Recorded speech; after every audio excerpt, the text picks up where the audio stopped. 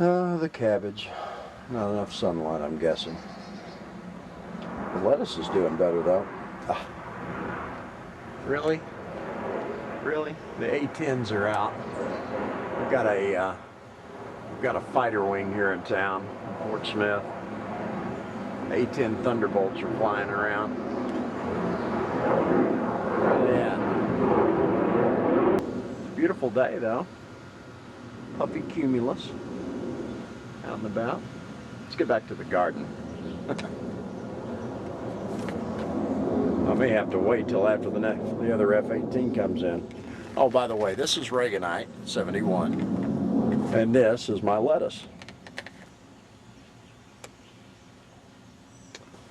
It's a little bit bigger than 10 days ago. This is Mother's Day, the 13th of May. So 10 days ago I showed you the lettuce in the garden, and now we're going to go take another look at it. Yeah, the cabbage. I'm not a big cabbage fan, my wife is, so it's not really breaking my heart, but she's not liking it. It's just too shady here. We've got a lot of trees right here, which kind of keeps it cool. It's going to get pretty hot in June, July, and August, and the lettuce will probably not make it through that. But it could probably use a little bit more sun. Been thinking about setting up some mirrors or something like that and reflecting it off of the house or something. I don't know. Oh, the compost. Yeah, let's talk about the compost. My drunken compost pile. I'm going to have to do a special video on it. This is what's left from last week, or 2 weeks ago actually. We've been, what was that? I think a bird just flew the coop or something. We've been using it in the beds, sifting it out, like I showed in my last video, and putting it in the beds, and also using it for compost tea, which I've got bubbling over there. Did I mention compost tea? Why, yes, I did. I got some steeping and I got some in a... I sewed up the nylon mesh of my son's swim trunks that don't fit him anymore, and I shoved a whole bunch of fine compost down in it and tied it off. And then I saw Praxis's video on just letting it steep, and I thought, well, hell, if you do it both, that's even better, right? Now, he actually stirs his on a daily basis, but I went ahead and spent the $7 on the stuff I needed at Walmart in order to put a bubbler in there and keep it aerated, because I'm lazy like that. This is the new pile for this week. I just threw some clippings on top. But it is cooking really, really good. I need to go get a thermometer and stick it in. Okay, I got a thermometer. This is not a compost thermometer. It's just a regular cooking thermometer. The probe deal that takes the reading is on the side, so it's not going to get real deep here. But as you can see here, ooh man, I can feel the heat. We've still got grass and materials like that are slow cooking. That's why we keep it covered with old compost. But I'm gonna take it down just a little bit here, and we're gonna try to focus here. See, right now the temperature's in the 70s. I'm gonna stick that deep down in there.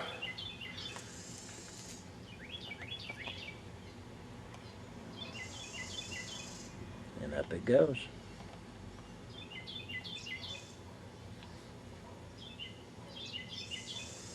A little deeper.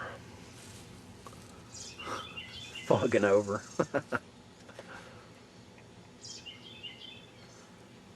It's a cooking. We'll come back to it in just a second.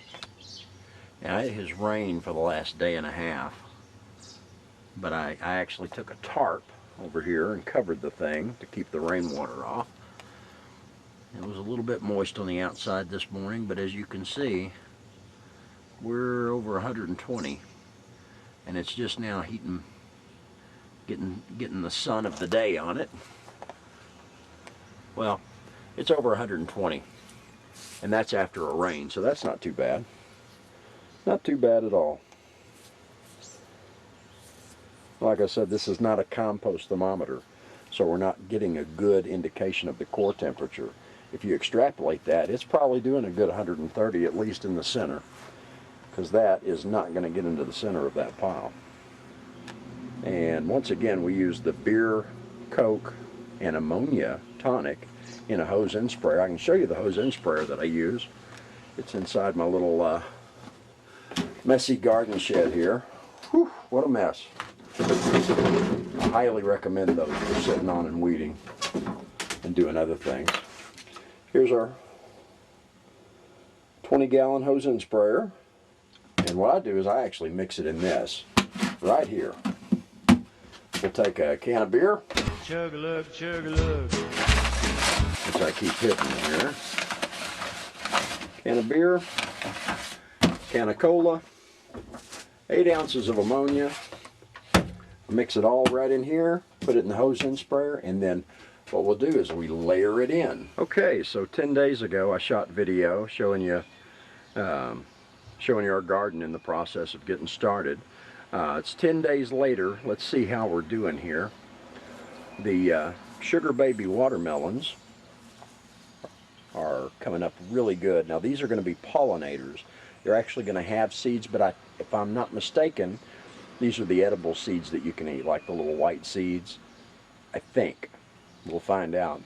And then we've got our seedless watermelons growing. I've got one on each hill right now. I should have a couple more coming out here pretty soon, right in that area. Don't see them yet. I actually had to reseed. We had a big rainfall after I first planted them, and as you can see, some of the seeds washed down the hill and started down there, but that's fine. We'll just bring them up the trellis as they go. We're here, the one that washed down the hill. It looks like, I don't know if it's bugs or if it's a bird that's been nipping at it. If anybody knows what causes that, let me know. Just post it down below. I started off last week's video showing you our pumpkins that we're going to grow vertically. As you can see, they've gotten a little bit bigger. And we've actually started them on the trellis now. Looks like some birds have tried to fertilize my leaves too. Thanks a lot, guys. And here are the garden sticks I told you about last week. Got some petunias that are real happy in there. They've just taken right to it. And strawberries like you would not believe. They're just popping up all over the place.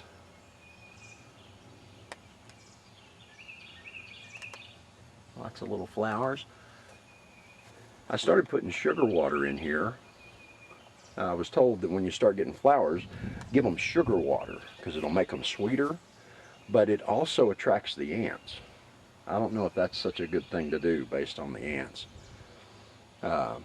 Some of you that are more experienced, this is my first year really trying to do it organically. So if you're experienced in the bad side effects of ants, or if it's no problem at all, let me know down below in the comment section. And then over here we've got our petunias.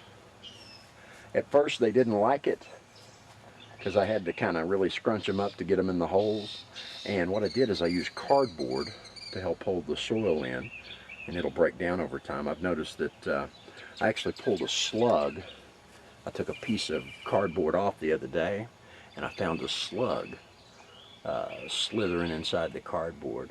I gave it the salt treatment. That's where he met his end right there.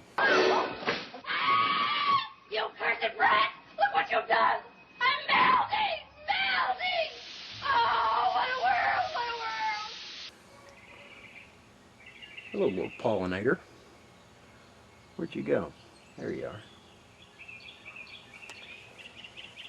4-inch PVC garden sticks though. I used a 4-inch to 3-inch reducer, and then I have a foot of 3-inch pipe going down into the ground, and I just filled it with rocks and extra soil. And packed in around it and filled it with compost. And about every week or so, I'll add a little extra compost here. And I've been using Compost Tea, especially on the strawberries, and from the looks of it, it's really taken to it.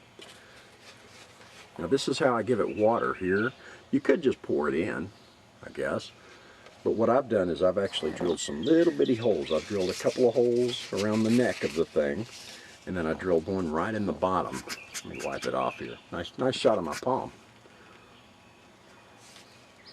And so when I fill it up with water, I get these little bitty streams of water that don't wash it out too hard, and it slow waters it. It gets it down into the pipe there. Seems to work. Cilantro. We like salsa. We want to make lots and lots of salsa this year, so one of the things I think we need is cilantro. And finally it's come up. I don't know what the deal is with containers, but herbs and containers and me just don't seem to get along. This one is really held back. I believe my wife put basil in this one. We're starting to get a little bit there. Our cantaloupe is getting started on our teepee here. As you can see, we're starting to train it up little by little. We just put down some big bushy marigolds too to help with bugs and pollination and all that stuff. The story of the day though has got to be the tomatoes. I counted 25 tomatoes this morning. 25! We just planted these things 4 weeks ago. Boy, we are going to be in the salsa if the birds and the squirrels don't take them all. And they shouldn't. This is our heat master here. Last week we had one on there, and you can see it down there. And we had one on the other one. But this week we've got more. There's a little one there. And some kind of bug. What are you? Oh, that might be a wasp. Well, okay, Mr. Wasp. As long as you're pollinating, I don't mind. As long as you stay away from me. But yeah, we've got a couple on there. Still don't have anything on the Arkansas Travelers. I'm probably going to try to set the blooms with apple juice. I understand that the methane in the apple juice will help set the blossoms, and it helps. So I'll do anything that helps. Over here we've got a big boy, and it is really putting out. Looks like I picked the wrong week to quit smoking. There's 5 there, and this one not so much. We now have 4 on the bottom of the better boy, and then as you come up, there's 3 and another 2.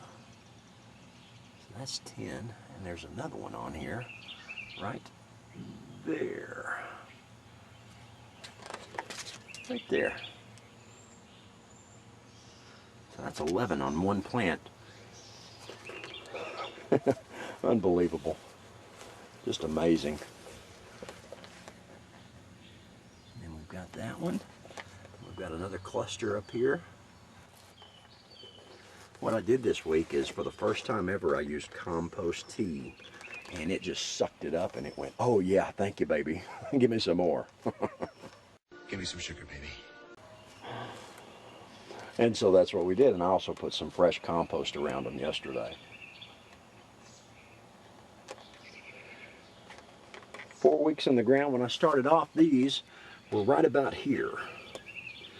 And 4 weeks later, they're growing out of the tops of the cages. They'll be going up the trellis in next week.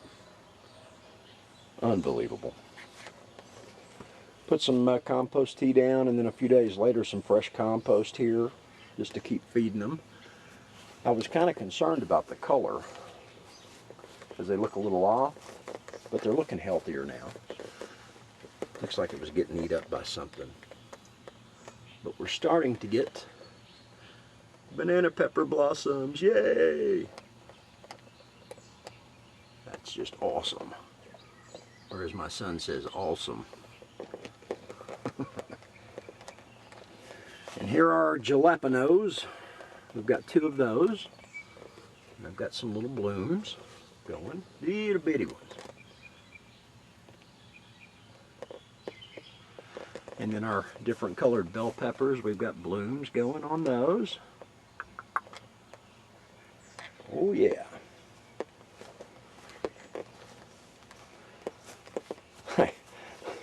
I made a lazy man's watering system here. One of these days I'd like to get drip irrigation. But what I did is I bought soaker hose and I bought some connectors. And I do the soaker hose in each box, connect it up, run a solid length of water hose, hook it up again, and then I run some more soaker hose. And I've got it going all through the garden like that. The problem I'm having is with pressure though. Tomatoes get plenty of water. By the time it gets down to the corn, not so much. So I'd really like to do the drip irrigation with the pressure compensating emitters. That way the entire line pressurizes and then everything gets an equal amount. And eventually I'd like to put little ball valves in so I could actually turn off the tomatoes. That'd be great. One of these days when I get some money, I'll do it. These are our single stem tomatoes here. We're going to go single stem, a square foot each, and let them go up and see how many tomatoes we can get. We've already got blossoms on them.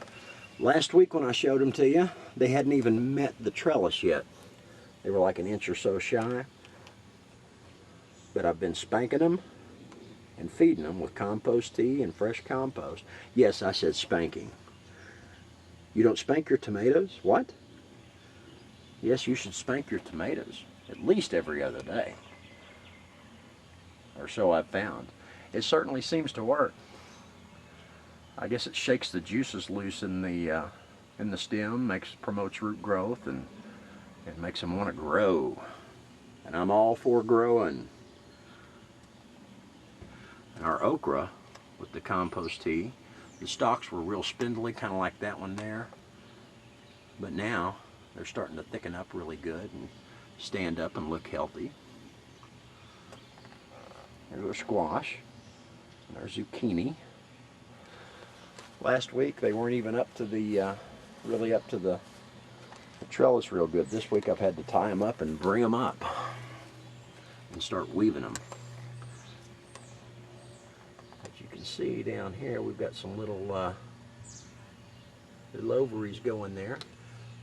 Got another one right there. More over here. I'm going to bring them right up.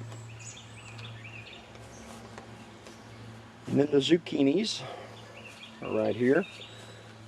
Now, if anybody knows what this stuff is, this may be natural. I saw some other YouTube videos where they had the same kind of coloration in the leaves here. I'm not sure. That seems to me like that would be normal. That not so much. So if that's something bad that I need to deal with, let me know down in the comments section. I would surely appreciate it. These are our radishes. We've actually thinned them out, and we harvested about 6 or 7 this week with dinner. They're just growing like crazy. Love it, love it, love it. We've got carrots over here. I don't know that I'm going to have any monsters like I saw in one of Praxis's videos. Man, that guy can grow them big and deformed. Monster mutant carrots I saw on his channel. And then our green beans, I actually rigged up a little bamboo and some string to try to keep them off of the carrots and help them grow tall. As far as the corn goes, I've heard the saying, knee-high by July, and you'll be fine. Or actually, I heard that from Praxis. And that's up in Minnesota. We're down in Arkansas, so. But it's well over my knee, and I'm 6'3". Hey, I'm a poet, and I didn't know it.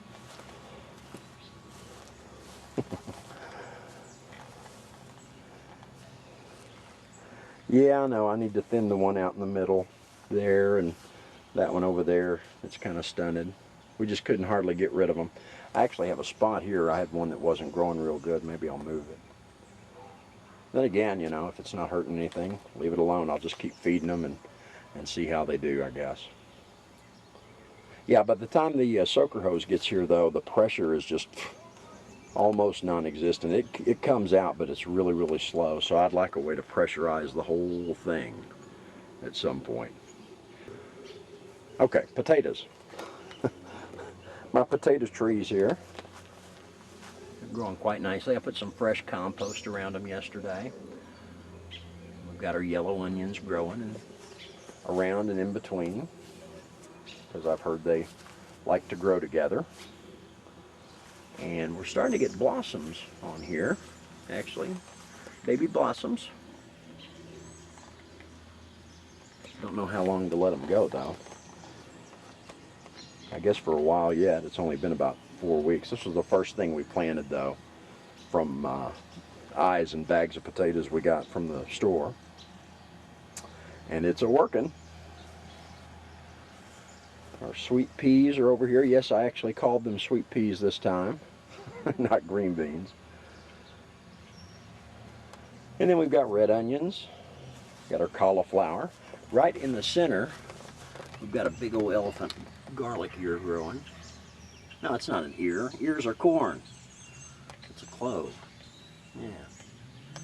We put that in the ground, though, here, and I put some compost over it, and it shot up 2 inches in like 2 days. Amazing. Simply amazing. More red onions over here, and we've got regular garlic growing right in between there. And I'm going to use Praxis's information, and actually, you can actually chop off the greens from your garlic that are growing, cut it up, use it in your food, and it'll grow back.